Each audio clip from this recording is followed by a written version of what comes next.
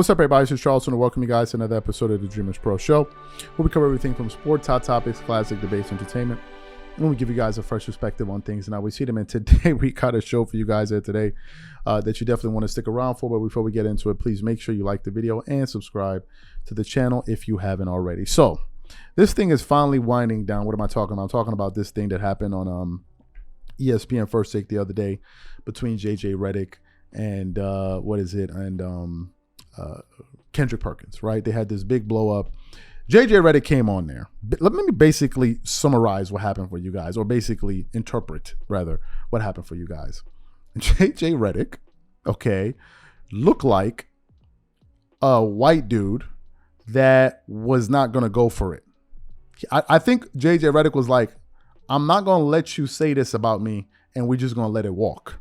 I literally think, because if you listen to the way he was speaking, and if you actually saw the exchange, he was visibly upset. He was like, no, I'm not going to go for it. So JJ Redick went up there to basically set the record straight. But during their exchange, there was a point where Kendrick Perkins said that 80% of the voters are non-black, the voters who vote on the MVP.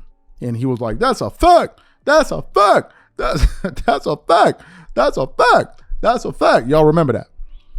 Well, then yesterday on Inside the NBA, NBA on TNT, I think it was before the game, Charles Barkley decided to poke some fun at Kendrick Perkins in that entire situation during a segment when they were talking about teams in the Western Conference. So what we want to do is we want to play exactly what Charles Barkley had to say here, and then we're going to come back and react to his comments and give you guys our take on this. Take a listen to what he had to say there. I keep going back and forth between the Bucks and Celtics for the favorite in these. I go back and forth. Well, the Bucks are built for it, right? Yes. And now Middleton's getting his stride. I think I favor them today on March 9th. Who you got, Chuck? I have not changed my opinion. I got the Milwaukee Bucks going to the finals. Against who in the West? The Denver Nuggets. Ooh. I told you that. He's been on the Nuggets. He's been on the Nuggets all season year. long. But I'm going with the Bucks in the Eastern Conference. I'm also going with the Bucks in the Eastern Conference. Giannis is my MVP. You know, they have a lot of talk on who's the MVP. You only voted for him because he's black.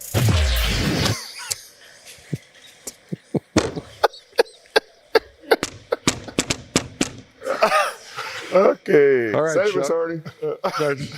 Some situations beyond saving. Can't always save it when the Chuckster comes off the top rope, You know, hey, as he just did. I saw it on the internet. It's got to be true. Anything you see on the internet is true, America. You can't help yourself, can you? I cannot. I'm enjoying my last night. So you heard what Charles Barkley had to say. He was like, the only reason I'm voting for him. You know, he said to Jack, the only reason you vote for him is because he's black, and they started laughing, right? But they were poking fun at that. Now, I don't know if you guys are aware of this. It turns out that stat of 80% of the voters being non-black is actually wrong. And what happened yesterday was Molly Karam of ESPN actually came out on television, get this, and corrected Kendrick Perkins for basically spewing out the wrong information. So for those of you who didn't hear that, I want to play exactly what Molly had to say here, and then we're going to come back and react to it. Take a listen to that. Here. I want to correct something here from yesterday's show. When Kendrick Perkins said 80% of NBA voters for the MVP award are white, the NBA publicly announces the voters each year. And after review, it is clear the panel is much more diverse than what was portrayed by Kendrick Perkins, and we wanted to make sure that we corrected that today. There you have it. If you're Kendrick Perkins, man, you basically turned yourself into a clown here. And even your own network basically threw you out there. And the irony was, they were the ones that set up the entire thing in the first place. They created that entire scenario that you guys witnessed on television the other day. ESPN decided that they wanted both Kendrick Perkins and JJ Redick on that segment together, and they were going to be arguing about that point. They knew it was going to be fireworks. They knew that. They knew it was going to generate a lot of ratings, which it did. And at the end of all of that, they actually had to go out there and then say, oh, by the way, we want to let you guys know that the information that Kendrick Perkins put out there was wrong. After they let you go out there and basically create this spectacle.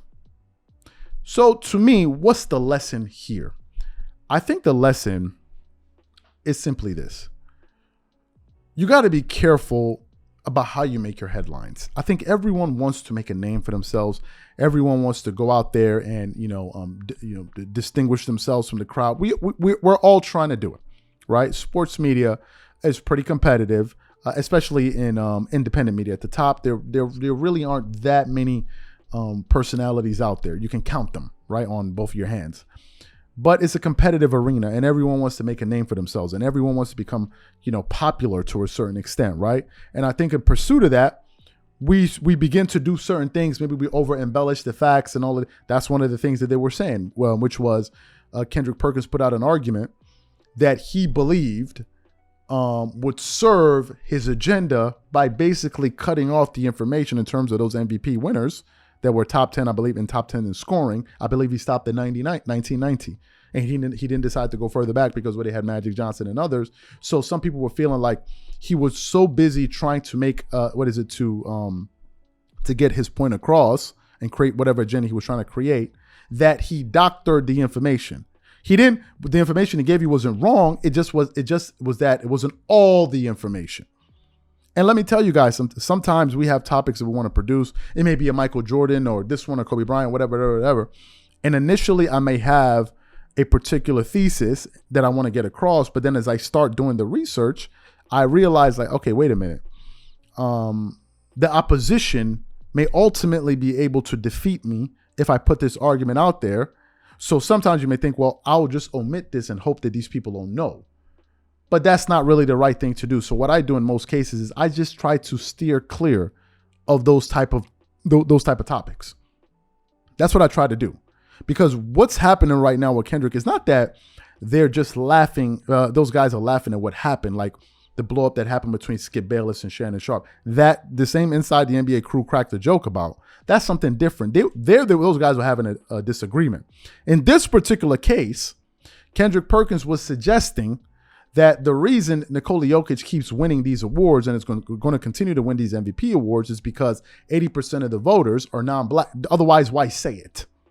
And then when we find out that, wait a minute, that number, that figure that you threw out there is not exactly correct, then people will start laughing at you, not because of what happened, but also they're questioning, is he up here, is he actually researched? Or is he just somebody that goes up there and talks? And that's the risk you run. And in the case of, Charles Barkley and Shaq laughing at it, it's fair game, man. It's fair game. If you put it out there in a public forum, they're going to crack a joke about it. And I think it's well within their right. There was no harm done. I thought it was hilarious, but hey, this is what happens when you try to do these things. So to me, I think the lesson here is just be careful. It's not every argument you got to win. It's not every topic you got to produce. For example, there's a story going around. I'm not going to say it directly, surrounding LeBron James that was picked up on another platform. And some people are like, talk about it. The reason I'm not talking about it is because I don't know what that person, I'm not 100% sure it's true. I'm not 100% sure it's true. And I cannot produce a show on it because what I believe is true. So therefore, let me produce. I don't know.